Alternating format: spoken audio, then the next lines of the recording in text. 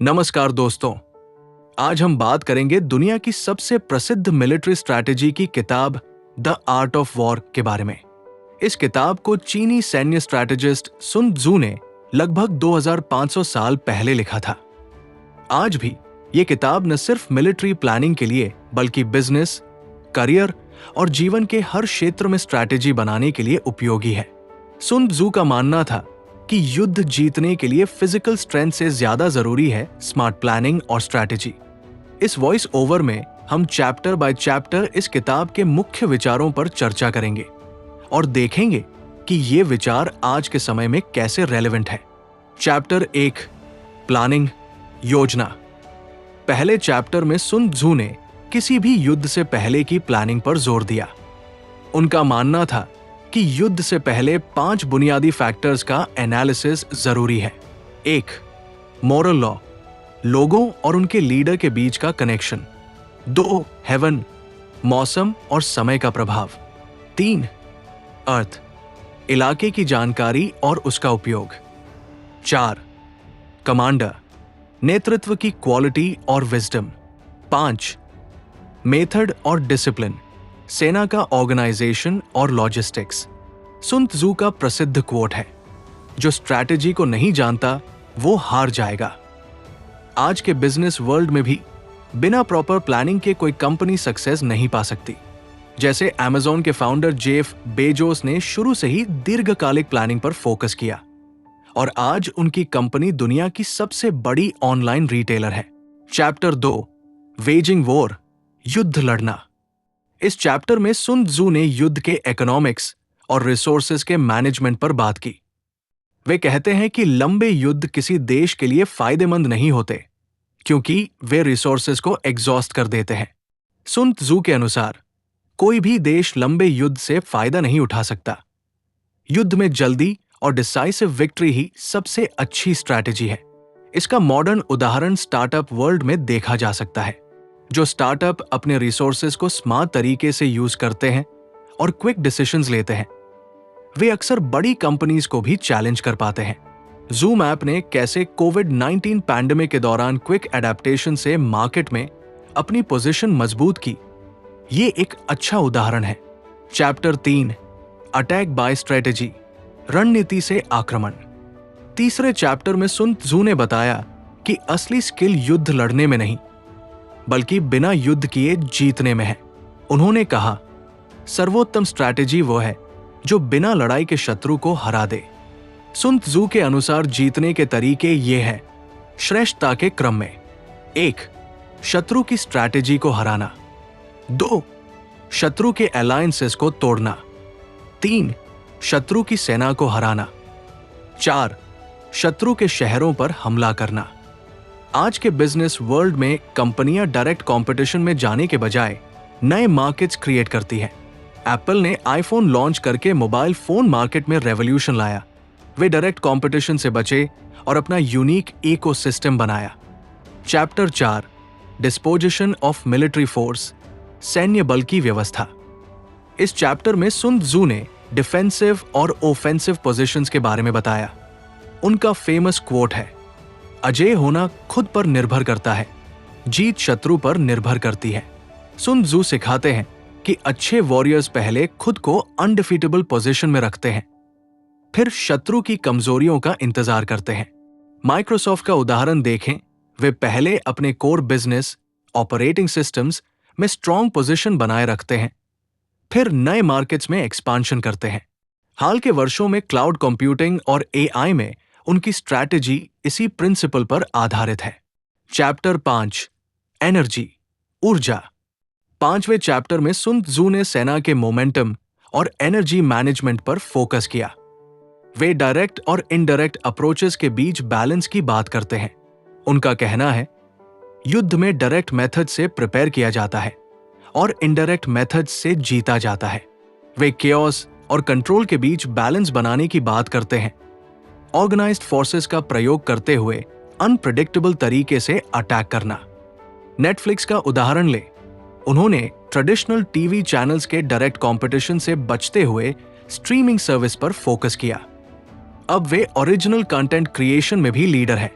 उन्होंने market data का उपयोग करके कैलकुलेटेड रिस्क्स लिए और एंटरटेनमेंट इंडस्ट्री में रेवोल्यूशन ला दिया। Chapter 6 strong and weak points, मजबूत और कमजोर बिंदु। छठे चैप्टर में सुन त्जू ने बताया कि अच्छा कमांडर अपनी मजबूती से शत्रु की कमजोरी पर अटैक करता है और खुद को वहां शो करता है जहां शत्रु नहीं है। सुन त्जू कहते हैं, पानी की तरह बनो जो हर कंटेनर का शेप ले लेता है। युद्ध में भी अपने अप्रोच को सिचुएशन के अनुसार एडजस्ट करो। टेस्ला का उदाहरण देखें, उन्होंने ट्रेडिशनल ऑटो इंडस्ट्री के weak points, environmental concerns, technology innovation को टारगेट किया और अपने strong points, battery technology, software का लेवरेज लिया। उन्होंने मार्केट गैप का फायदा उठाया जिसे बड़ी कार कंपनीज ने इग्नोर किया था। चैप्टर 7 मैनूवर, युद्ध में गति। इस चैप्टर में सुन त्जू ने आर्मी मूवमेंट और पोजीशनिंग की टैक्टिक्स पर बात की। वे कहते हैं कि अपने इंटेंशन को छुपाओ और सिचुएशन को अपने एडवांटेज के लिए क्रिएट करो। उन्होंने कहा, ऑर्डर से केओस और केओस से ऑर्डर बनाओ, अर्थात अपनी स्ट्रैटेजी को अनप्रेडिक्टेबल रखो और शत्रु को कंफ्यूज करो। गूगल का उदाहरण ले, वे अक्सर नए प्रोजेक्ट्स लॉन्च करते हैं जिनके बारे में मार्केट को एडवांस में पता नहीं चलता। वे अपने कोर सर्च बिजनेस से प्रॉफिट कमाते हुए बाकी क्षेत्रों में एक्सपेरिमेंट करते रहते हैं। कभी कभी ये प्रोजेक्ट्स बंद भी हो जाते हैं, लेकिन कुछ जैसे जीमेल, गूगल मैप्स बड़े सक्सेस बन जाते हैं। चैप्टर 8 वेरिएशन इन टैक्टिक्स, रणनीति में बदलाव। 8वें चैप्टर में सुन त्जू ने एडेप्टेबिलिटी की महत्ता पर जोर दिया। वे कहते हैं कि अच्छा कमांडर टेरेन, सिचुएशन और एनिमी के अनुसार अपनी टैक्टिक्स चेंज करता है। उनका प्रसिद्ध क्वोट है, जैसे पानी अपना रास्ता बदलता है पहाड़ से टकराकर, वैसे ही वॉरियर अपनी स्ट्रैटेजी बदलता है शत्रु के अनुसार। आज के डायनामिक बिजनेस एनवायरनमेंट में एडेप्टेबिलिटी किसी भी कंपनी के लिए क्रिटिकल है। नोकिया का उदाहरण देखें, एक समय के मोबाइल फोन मार्केट लीडर ने स्मार्टफोन रेवोल्यूशन को अडेप्ट नहीं किया और मार्केट शेयर खो दिया। इसके विपरीत सैमसंग ने अपने आप को कंटिन्यूअसली इवॉल्व किया और आज भी लीडिंग मैन्युफैक्चरर है। चैप्टर 9 आर्मी ऑन मार्च, सेना की मूवमेंट। 9वें चैप्टर में सुन त्जू ने टीम के मूवमेंट और पोजीशन के बारे में बताया। वे कहते हैं कि डिफरेंट टेरेन्स, मैदान, पहाड़, नदी, दलदल आदि पर अलग अलग टैक्टिक्स अपनानी चाहिए। वे सिखाते हैं, हाई ग्राउंड पर पोजीशन लो, सनलाइट का फायदा उठाओ और सुनिश्चित करो कि पीछे हटने का रास्ता भी है। स्टारबक्स का ग्लोबल एक्सपांशन प्लान इसका अच्छा उदाहरण है। उन्होंने हर नए मार्केट में लोकल टेस्ट और कल्चर के अनुसार अपने प्रोडक्ट्स एडजस्ट किए, लेकिन कोर एक्सपीरियंस और क्वालिटी कंसिस्टेंट रखी। जापान में मच्चा फ्लेवर्स, भारत में मसाला चाय, ये लोकल एडेप्टेशन की स्ट्रैटेजी है। चैप्टर 10 टरेन, भूभाग। 10वें चैप्टर में सुन त्जू ने विभिन्न प्रकार के जगह और उन पर लड़ने के तरीकों के बारे में बताया। वे कहते हैं कि इलाका ही बताता है कि कहां और कैसे युद्ध करना है। उन्होंने 6 प्रकार के टेरेन्स की पहचान की: एक्सेसिबल, एंटैंगलिंग, टेम्पोराइजिंग, नैरो पासेस, प्रिसिपिटस हाइट्स और positions far from the enemy. उनका सिद्धांत है, अपने आप को ऐसी पोजीशन में रखो जहां आप अटैक से सेफ हो और जहां से आप शत्रु पर अटैक कर सकते हो। आज के डायनामिक बिजनेस एनवायरनमेंट में एडेप्टेबिलिटी किसी भी कंपनी के लिए क्रिटिकल है। नोकिया का उदाहरण देखें, एक समय के मोबाइल फोन मार्केट लीडर ने स्मार्टफोन रेवोल्यूशन को अडेप्ट नहीं किया और मार्केट शेयर खो दिया। इसके विपरीत सैमसंग ने अपने आप को कंटिन्यूअसली इवॉल्व किया और आज भी लीडिंग मैन्युफैक्चरर है।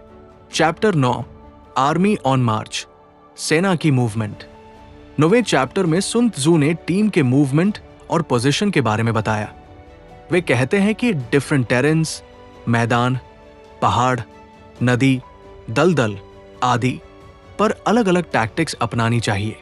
वे सिखाते हैं, हाई ग्राउंड पर पोजीशन लो, सनलाइट का फायदा उठाओ और सुनिश्चित करो कि पीछे हटने का रास्ता भी है। स्टारबक्स का ग्लोबल एक्सपांशन प्लान इसका अच्छा उदाहरण है। उन्होंने हर नए मार्केट में लोकल टेस्ट और कल्चर के अनुसार अपने प्रोडक्ट्स एडजस्ट किए, लेकिन कोर एक्सपीरियंस और क्वालिटी कंसिस्टेंट रखी।